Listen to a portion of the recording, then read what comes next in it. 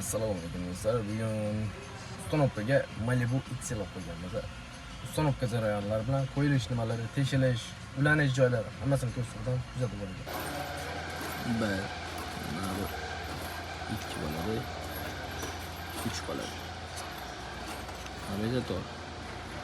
Reduktorimiz do'yib yoqib qo'yilgan. Antifrizlar pechkani o'zida. Teshilgan joylari uzun sopli bilan qo'yiladi. To'rttasi ham. Bu yoqdan teshishadiganlar bor, u holatda siltashi mumkin. Lutchi prямо yonida olib borib, uzun sopli bilan qo'ygan yaxshiroq. Через замок impuls prямо mana buni o'zini olamiz. Mana bu ulsator generator bo'lib ketadi.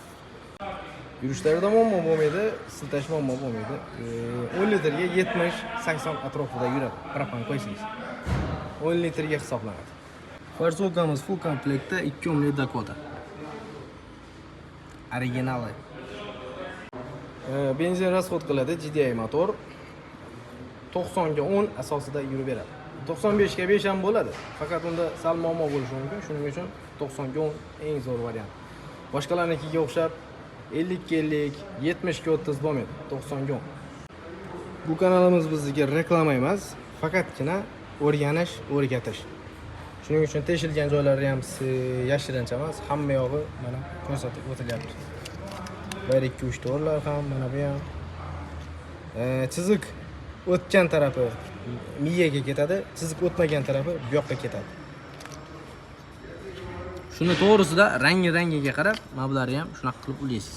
GDI da 4 ta addenli sim bo'ladi. Vakuum bu yerda xohlagan joyda olsangiz bo'ladi, orqa taraf ochiq. Bu mashinaga duyedan boshqasi menimcha sig'masa kerak. Qo'yganlar bo'lsa, e'tiboringizga kommentariyaga tak sig'adi.